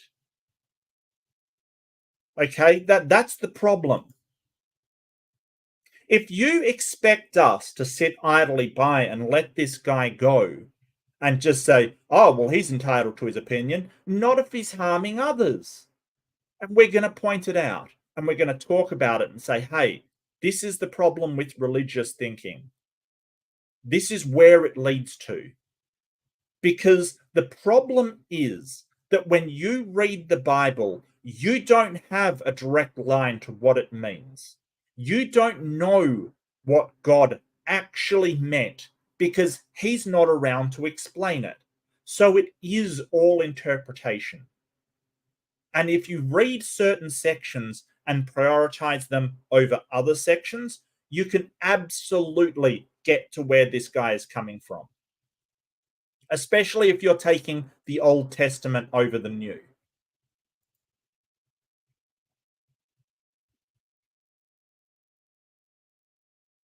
Dressed like women, singing and dancing and teaching little kids about their sexuality.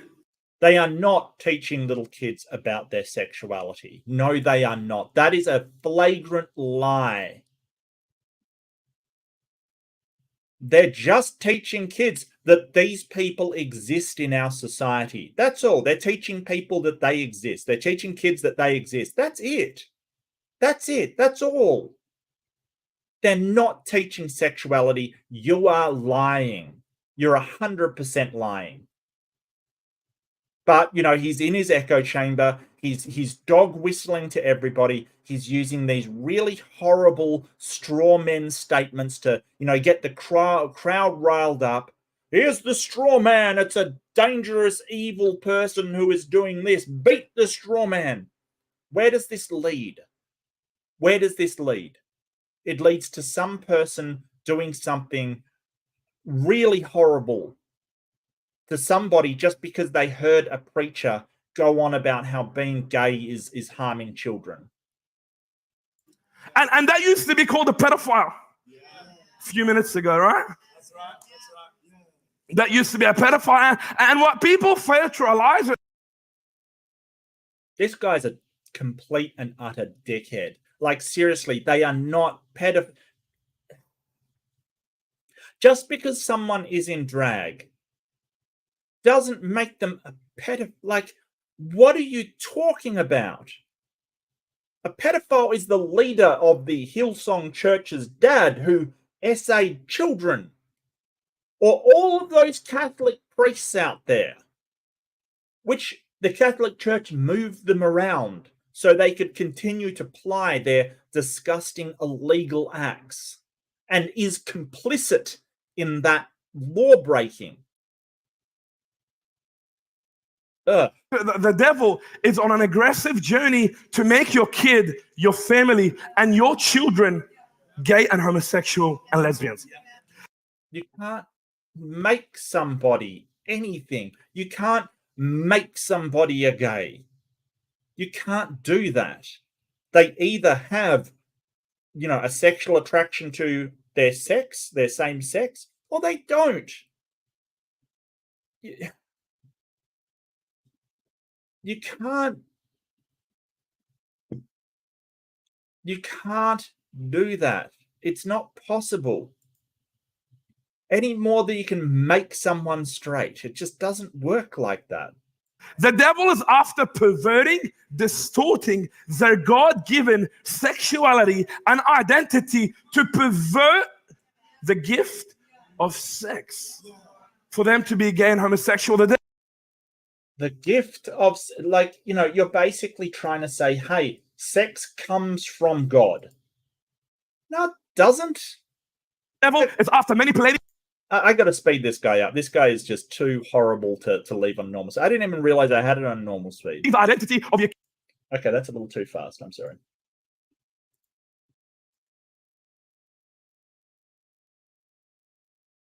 kid and your family to make your boy dress like a woman and to make your girl act like a man. Not just that. What are you talking about? Do you have any evidence of this whatsoever? You're making these claims that a supernatural evil entity is actually causing these things through the medium of human rights. Do you have any evidence of this, or is this just a claim? You're just bloviating, making empty, worthless, hollow claims, dog whistling to your audience and trying to get them aggressive against people that don't deserve it, have rights. You're an idiot. The enemy is going deeper. We thought abortion was enough, like killing babies before they even born. No. The devil is after cutting the body parts and butchering your kids. He's after. Nobody is doing surgery on kids, you frigging idiot. Like, he just has no idea. He has no. This reminds me of Jason Izard. Like, he just has no idea what's going on. He just reads things and just takes them as true, because of course they got to be true, because my church community newsletter said it. No fact checking, no actual checking up on whether it's true or not. Just say it to your congregation. They get mad, they give you money. Well done, you absolute cretin. I can't remember whether it's 16 or 18. I think that you need to be 18 in order to get surgery without parental consent. I think it's 16 with parental consent.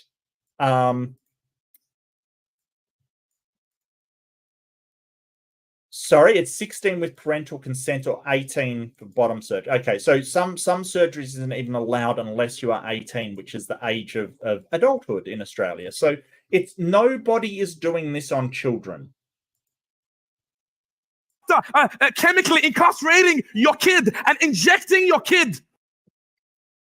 Chemically incarcerating them, are they? Can I just hear that again? He's after chemically incarcerating your kid. Yeah. So chemically incarcerating your kid. Well done, you muppet. It's chemical castration, not incarceration. Oh. Although I do admit it's funny when bigots can't even find the right word for their, like, straw man bigotry, you know, like, he can't even find the right word. I know the word, like, oh, wow. This guy is just something else. Like, seriously, incarceration is when you're locked up. Castration is when you get your you know, sexual functionality taken away. Look, and it's not chemical castration. They're not taking your sexuality away. You know, they're not making you impotent or unable to have sex with some chemical. That's not what they're doing. It's not killing their sex drive. It's providing you with hormones that facilitate the growth of the other sexual characteristics of either male or female. It's not castration. It's so stupid. Bogan logic. Oh, I love that. Yes. Yep. You know what? That's going to be my next emoji. So, yeah. That's going to be my next emoji. Yep. It's got to be, right? It's got to be. You could always, you know, it definitely is Bogan logic. Absolutely. And injecting your kid with chemical. Wow. I can't believe that happens, because it doesn't. Wow, that sounds unbelievable. Yeah, it does sound unbelievable. Maybe instead of listening to this idiot tool, you should actually go and look up what they're doing. Because it's not chemical incarceration.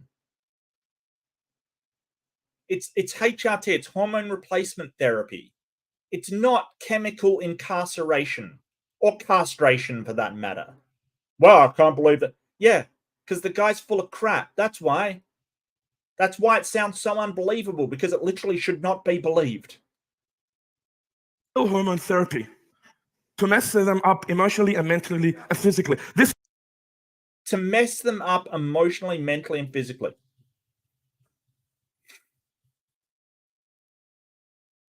So here's this bogan has no idea of the statistics of untreated and people that don't receive trans affirming care, and the rates of depression and taking their own life and things like that they go through.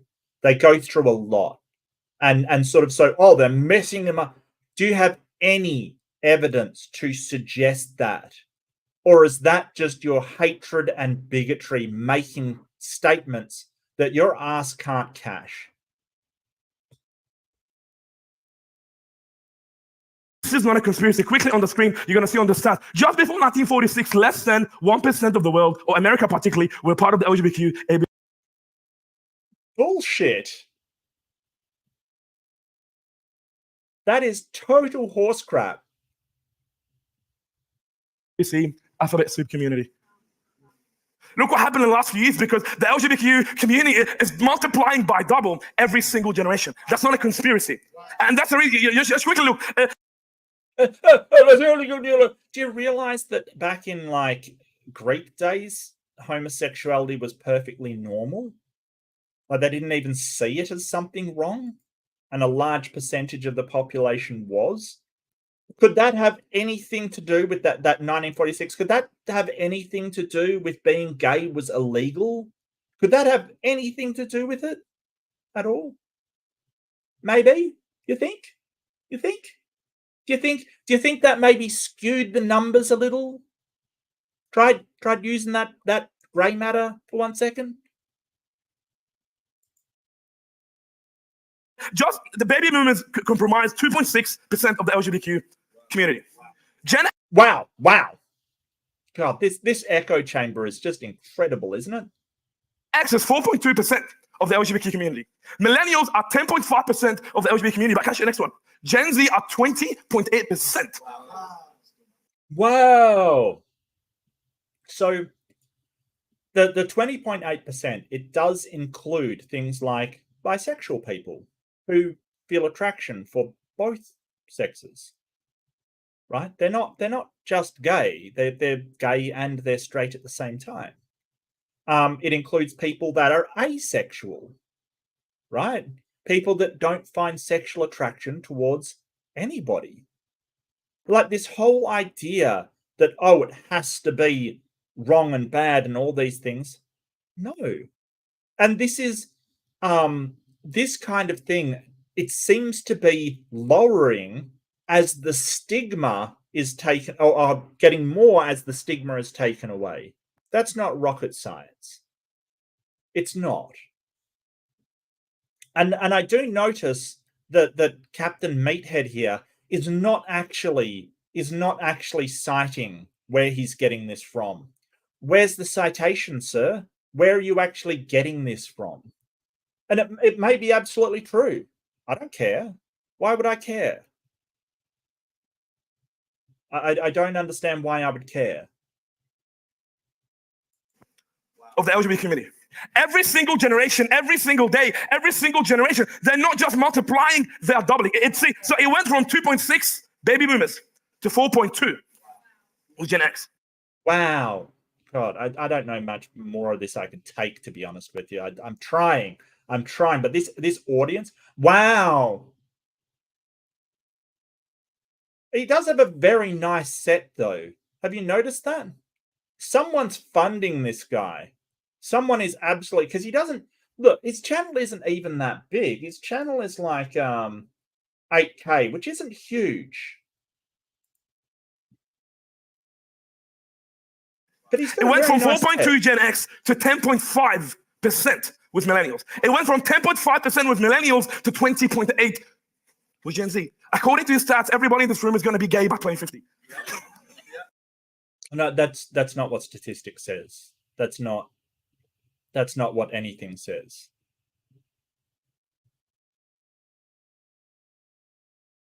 This man does not understand statistics, because It doesn't mean that because it's doubling now, it's definitely going to double into the future. We have to see more projected trends for that.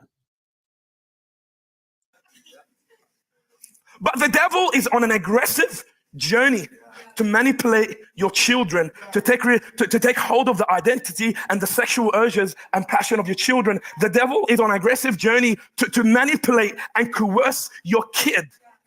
Do you have any evidence of this whatsoever? You're making this claim. Do we have any evidence whatsoever of this happening except for my feels and my book? To change your agenda or to pervert God's design for sexuality. And Gen Z, I want to warn you for a moment. You have been indoctrinated. You've been in the irony. The irony is astounding. The irony of somebody who is a preacher going, you've been indoctrinated. You literally have Sunday school teaching literal doctrine to kids. And you basically go, you've been indoctrinated. I don't think he knows what that word means. I don't think he knows that the LGBTQI doesn't have any doctrine. Like, it doesn't say you have to do this or you should act like this if you want to be in the LGBTQI. It doesn't. It really doesn't. Infiltrated, you have been compromised, you have been manipulated, you have been sexually groomed, and you don't even know it. That's like trans rights. So this would fall under gaslighting kind of thing. You've been manipulated. You've thought the wrong thing. You've been manipulated, and you don't know it. It's gaslighting. It is gaslighting. It's basically convincing something of something other than reality, and you're the reason why you don't know that to be true. This is sort of manipulators 101. It's sort of the, hey, you know this to be true, but you don't know it because you've been manipulated into not knowing it. Trans right, homosexuality is normal, homosexuality is normal, trans right, she, her, him, they, them, shum, amen, a woman. I'm like, you have been indoctrinated. Wow, okay. This guy's now just yelling at people. Like, seriously, he's just yelling. And see, this is what I mean about inciting people, right? Like, these people in the crowd are going to go out and they are going to start moving that hate into actions and into talking to other people and going, yeah. This is how bad things happen. This is how people are hurt. You are inciting them to think there is a conspiracy for the secular society to do the devil's work to manipulate people. This is how bad things happen. Oh, Ive, thank you so much, Ive. I don't know why I said that. How do you pronounce your name? I'm sure I got it, but Eve Simard from New Zealand, $10. Thank you so much. What is it with religiosity and its obsession with other people's sexuality? Look, I think there is a myriad of reasons about it. I think that some of them, and I'm not saying all of them, but some of them are in a state of sexual repression. They basically have been taught to think sexual thoughts is bad, nasty, you don't do it. And it's a byproduct of that have them obsessed with sexuality and this purity culture and things like that. EVs, yeah. EVs. I love that Pokemon. Eevee is so cute. So that Eve. My apologies, Eve. I will try and remember for next time. But I think also part of it, and not just sort of sexual repression, that you can't talk meaningfully about what is good for you sexually and what is bad for you sexually without this stuff. But I really think part of it is they seem to like these hierarchical structures among humans. That, God is the head of man, like man is the head of woman, kind of thing. Like, they love these hierarchical structures where one person is above another and that person is above this one and all the way down, kind of thing. So they seem to promote this religion as being a hierarchical structure where if you don't conform to this, then you're put lower on a hierarchy. And we just don't think that way anymore. We're sort of all about, well, everybody's at the same level.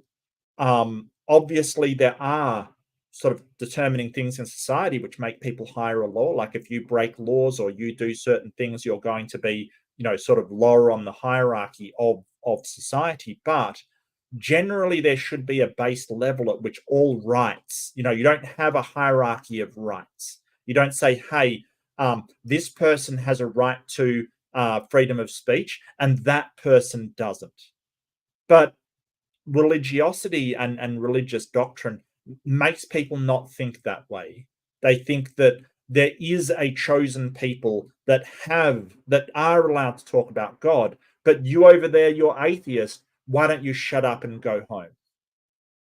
So I think it is a wish for hierarchy and power that leads them down this route. And I guess othering people, tribalism is very, very powerful. It's very, since the dawn of time, we've been in tribal groups, kind of thing.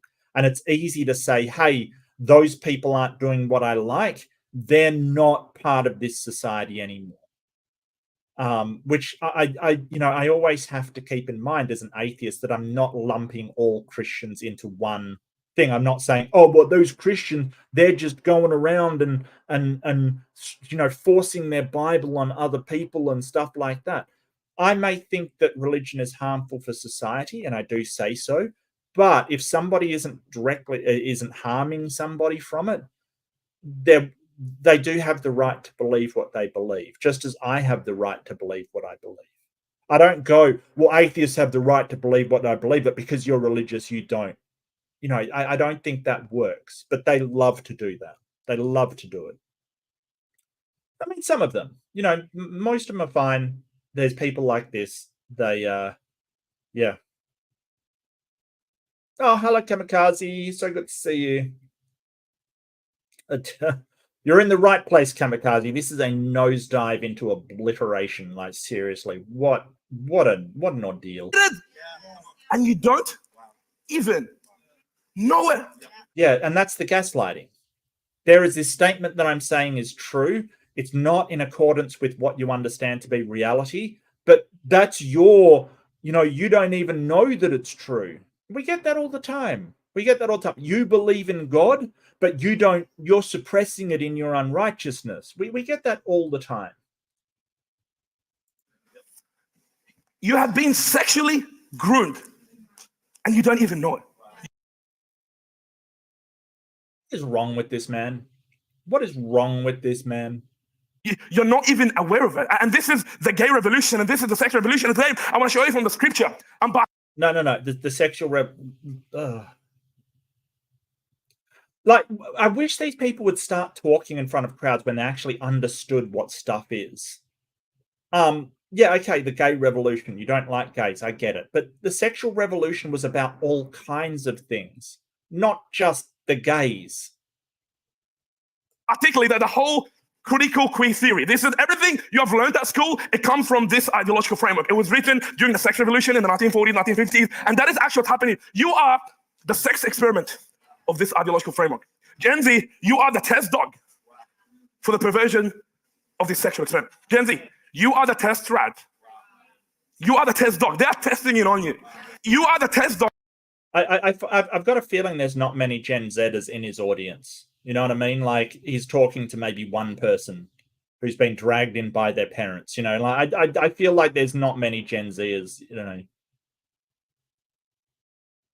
Yeah. He's serious. He's serious, because you can hear the audience going, "Yeah, wow." Wow. For this sex religion called the LGBTQ ABC critical theory.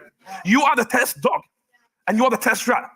No, they're not. This is a response to the pressure from public and people going, hey, we can't treat people like crap anymore because they don't deserve to be treated this way just because their sexuality is not the same as mine.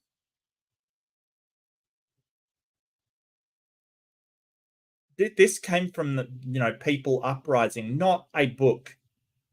Like, this book just described what was happening in society, not like this book wasn't written and then people followed the book. It just was what we decided as a society. It is being trialed and tested on you. You are the test dog.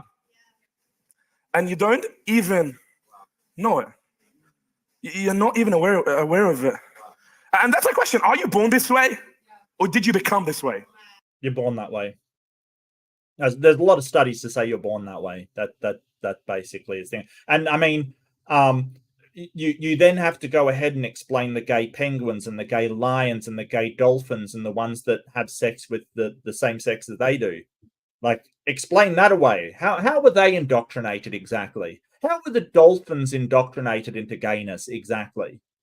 How were the penguins indoctrinated into gayness? You got an answer for that one, champ? Is there sort of, drag penguins out there doing shows for chicks? And I mean chicks as in, baby birds. But, how exactly does that happen? How does the indoctrination of penguins come about? Yeah, bonobos, absolutely. But they are born that way. You are born with a sexual attraction to whatever you have a sexual attraction of. But in order for us to say, hey, you can't do that in society, you have to show it's harmful. And you're not. You're just yelling at clouds and making straw men and saying, hey, they're not grooming people. Who's grooming people is the sexual predators in churches and throughout other parts of, like, don't get me wrong, it's not like there isn't a problem with people grooming kids. There is a problem. But in order for you to say it is these people, you have to show it. You can't just accuse and say, well, you're all doing this. Is it nature or nurture? It's nature. Again, refer to penguins and bonobos and lions and dolphins and, a ton of other animals where it occurs. That is nature, not nurture. Do you choose your sex or does your sex choose you? Do you choose your sexual? I don't know what he means by does your sex choose you? I did have a goatee at one point, but my wife doesn't like it. So, and I don't really like it either. I find it a bit scratchy and horrible. And so does she. So I don't, yeah, I don't particularly like a goatee. I don't particularly not like it. I just don't particularly like it either. Preference, or does your sexual preference happen to you? Do you choose who to love, or does your body and your emotions and your soul and your spirit play with your emotions and you can't hold it and you can't stop it, so you have to love it because you're born this way? You're born this way. Yeah, so you are. It's a matter of, like, you're born with sexual attractions towards something. Do you choose your sex, or does your sex choose you? What does that even mean? What does that even mean? Sex is a product of whether you, well, generally, your sex is a product of whether you receive an X or Y chromosome, but there are intersex people who have maybe a Y chromosome, but they have a immunity to the hormones, so they never develop into a man or a male, I should say. The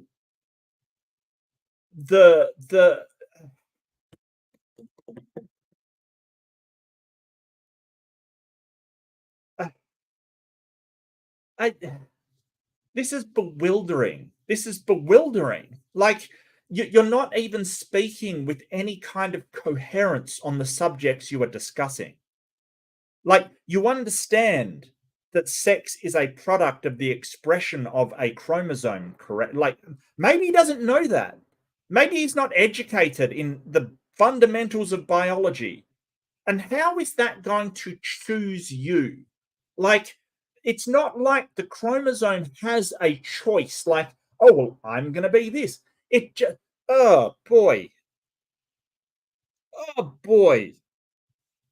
Like, I feel like this guy needs a sex education. Like, he really does need to do like year 9 sex ed. Like, yeah, the sperm has either a Y or an X chromosome in it from the father. It's got one or the other. And depending on which sperm reaches the egg, that determines the sex of the baby, whether it has XY or XX.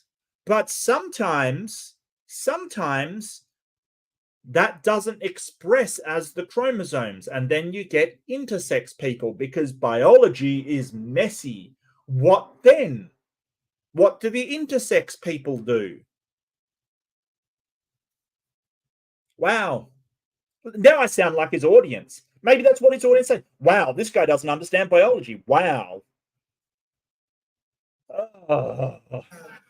Do you choose your instinct and your sexual inclinations, or do your instincts and sexual inclinations choose you?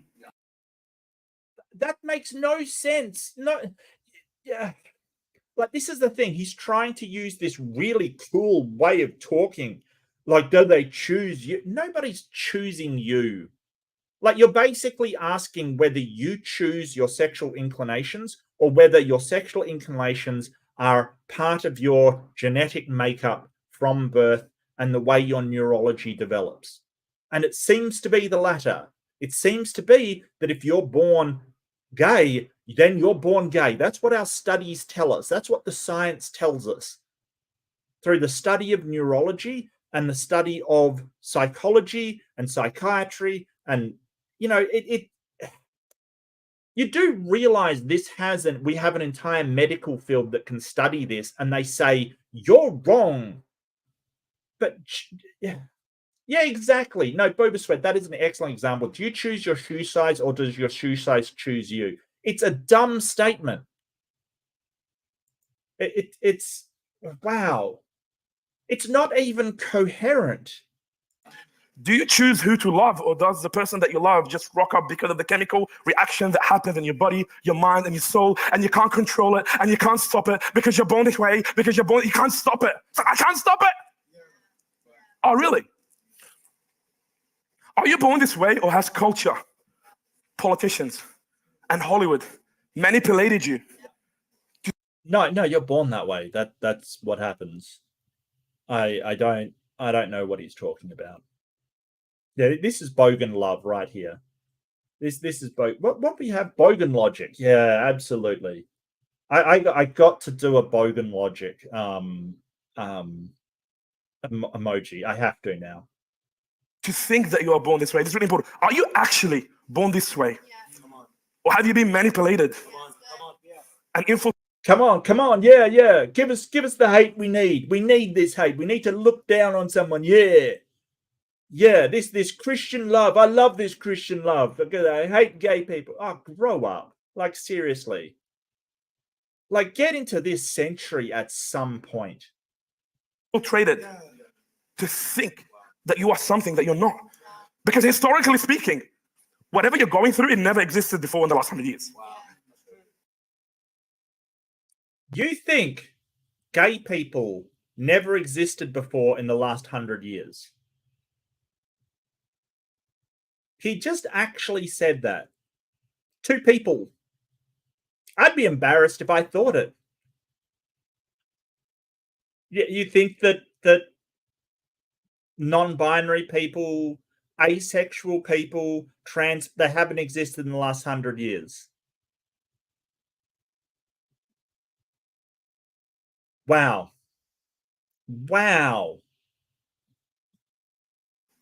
is this your true identity, or have you been deceived, manipulated, infiltrated, and you're not even aware of it? This is really important. Has the devil deceived you? What if you are actually deceived? Well, can you show us this devil? You're claiming that some supernatural entity made you gay. Seriously? Why should we believe you? You know, if I came out saying, oh, you know, leprechauns convinced you, manipulated you into being straight, no one would take me seriously. And rightly so. You can't say this stuff unless you have some credible evidence to back it up. And I mean, I love how he's so angry. He's bending his podium kind of thing. You know what? I think I'm done with this guy. I don't think I can watch any more of this. So I really apologize. I wanted to go to 2 hours, and 2 hours it is. I don't take these too long. But yeah, this is the rhetoric all the way through. And he decides what he wants to do. This is really important. Well, I don't agree with you. I'm not okay with that. In my opinion, that's not right. When nobody cares. This gets worse. God doesn't care about what you think. But I can show myself. I can't show God. This is the problem. Like, it's like saying, well, I've got an invisible friend that disapproves. Well, I don't care what your invisible friend thinks. Oh, but he doesn't care what you think. Great. He's still not real until you demonstrate them to be real. Ugh. I agree with it. It has its own holy cows. They worship self. They worship sex. They worship sexual preference. And they worship their instincts and their feelings. No, nobody is worshipping their feelings. What the hell? And might I add, and this stuff goes all the way through. He just, you know, skip to the end, said, yeah, that's a good idea. That's a very good idea. But he just goes through this, like, making these statements that are so horrible, and they're all emotional based.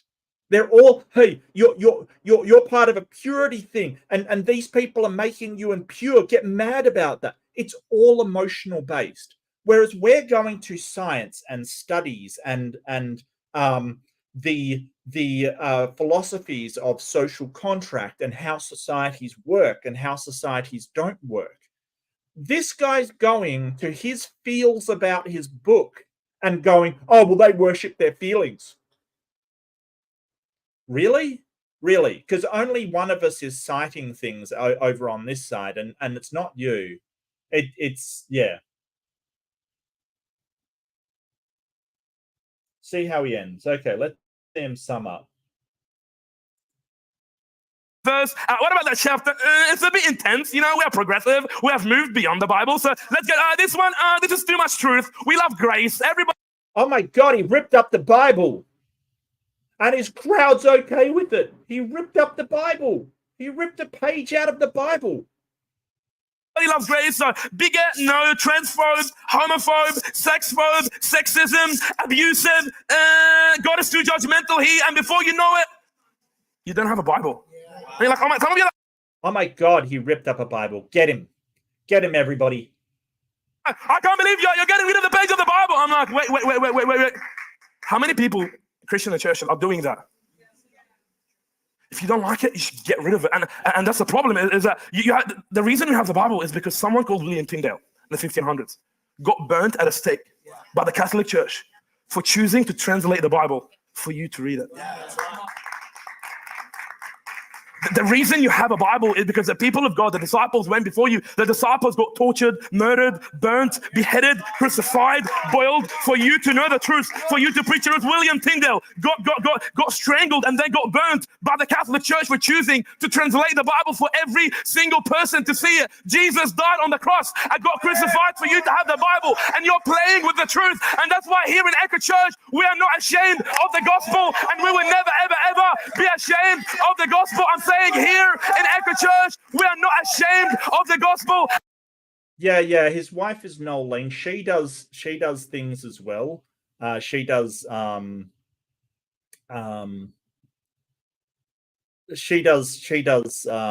preaching as well. So you'll see some videos of her on there as well. She's almost as bad, you know. But this guy's just shouting and trying to get people, you know, agitated and angry and things like that. So he doesn't even like other Christians because he thinks that they're watered down and not doing the right thing.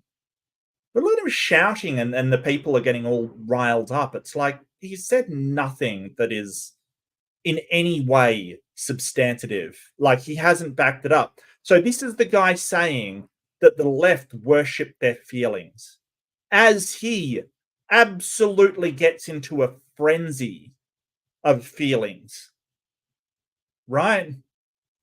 Like this is the person that is saying, oh, the left is all about feelings. And look at him. Look at him go. Who's all about feelings? You are. And we will never ever be ashamed of the gospel. The gospel is not something to be ashamed of. The gospel is something to show off. The gospel is something to scream about. The gospel is not something to hide under your bed. The gospel is something to preach to the whole world. God loves the world, and their response to him is to repent from their sin. You need to choose to believe in something. You need to choose to die for something. You need to choose to believe in something, and you need to choose to die for something. Courage is making conviction the reason you choose to die. Courage is choosing to make your conviction the reason. What are you willing to lose and what are you prepared to lose? I'm saying, what are you willing to lose and what are you prepared to lose? Look, it's not like other people don't have convictions. Other people have convictions. It doesn't mean, like, if your convictions are causing harm to other people, then there's a problem. Unless you can show that what you're doing is a benefit to society, then your convictions don't matter. Like, it's okay to have convictions, but yours isn't in a benefit to our society. That's why we're sort of saying, hey, they're not appropriate. They're not acceptable.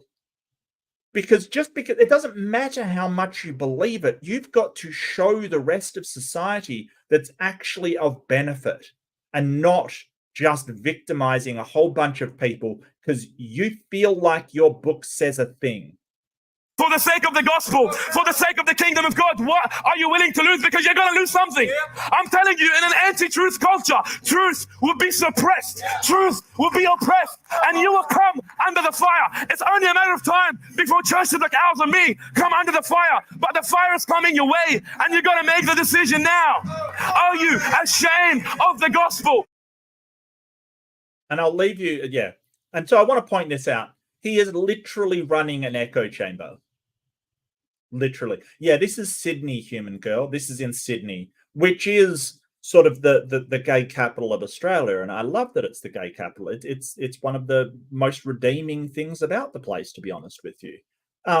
It has a huge sort of gay culture, and it's absolutely lovely. You know, it's sort of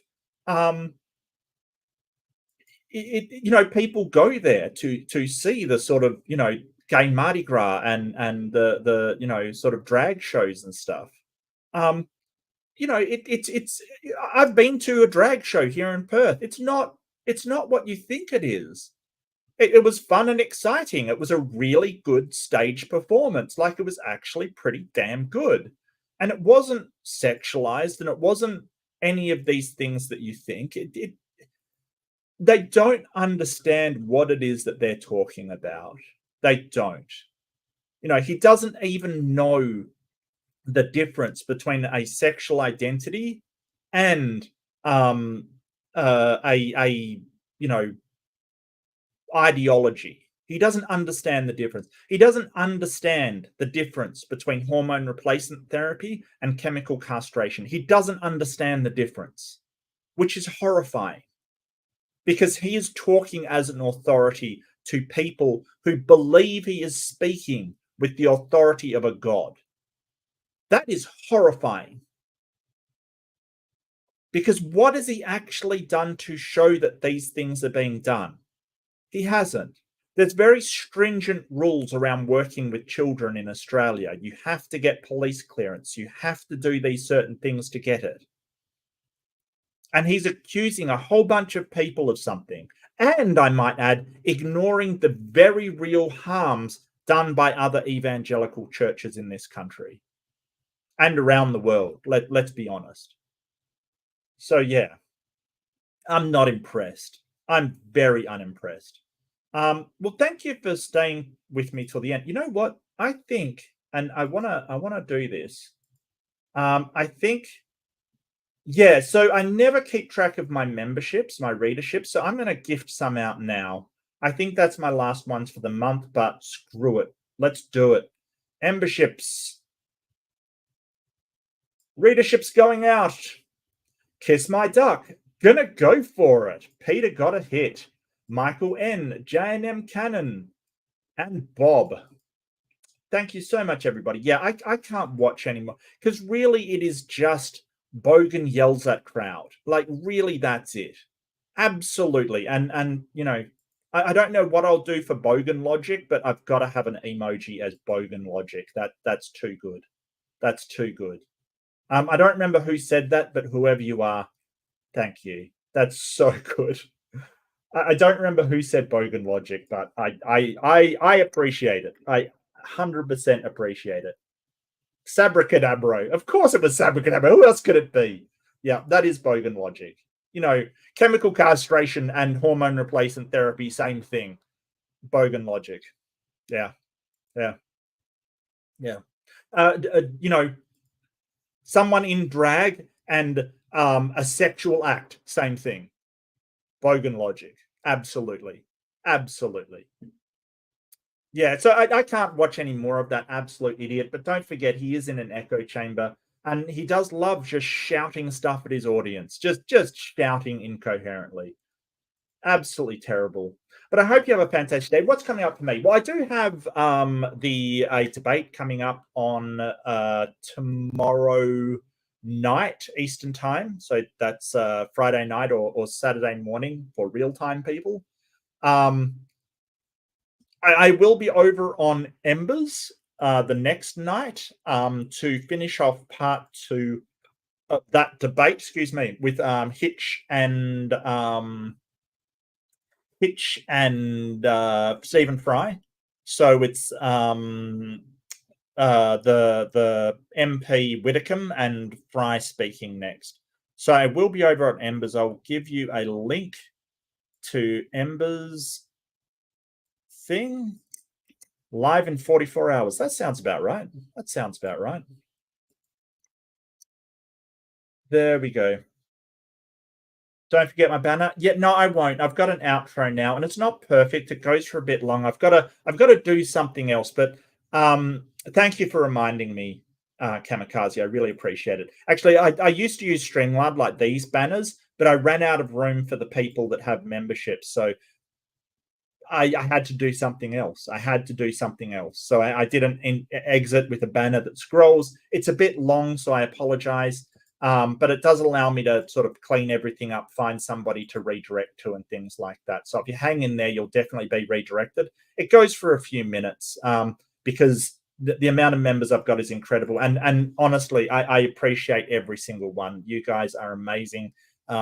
Thank you so much for supporting. Really appreciate it. If you like and subscribe, I appreciate that even more. But, you know, that's up to you. That's entirely your choice. I'm not going to denigrate anybody for voting with your thumbs. Voting with your thumbs. That's really weird. I don't know why I said that. But don't forget, as I always said, be kind to yourself.